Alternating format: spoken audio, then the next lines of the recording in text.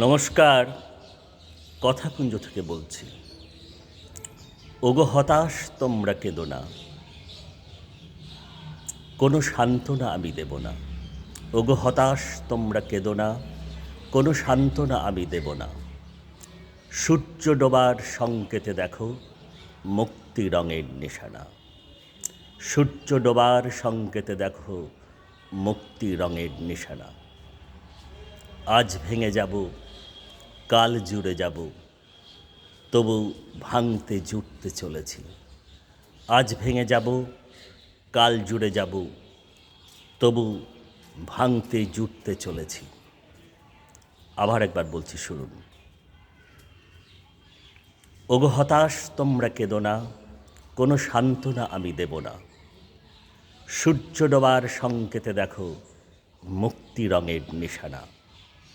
আজ জুড়ে যাব, আজ ভেঙে যাব, কাল জুড়ে যাব, তবু ভাঙতে জুটতে চলেছি।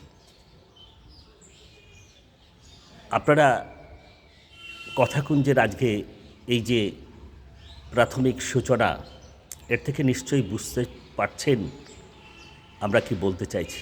হ্যাঁ, নিশ্চিত করেই এই যে রাজ্যের 25,753 জন কর্মরত শিক্ষক শিক্ষিকা,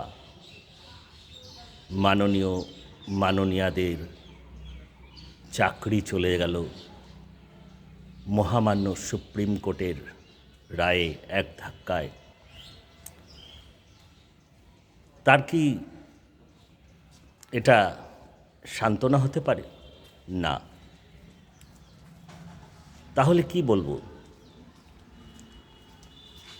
আদিম হিংস্র মানবিকতার যদি আমি কেউ হই, স্বজন হারানো শ্মশানে তোদের চিতা আমি তুলবই।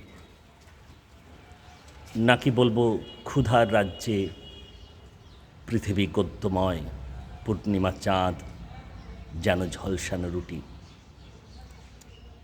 অনেক কিছুই বলা যায়, কিন্তু তাতে কি যাদের চাকরি চলে গেল, জীবনের মহার্ঘ সময়,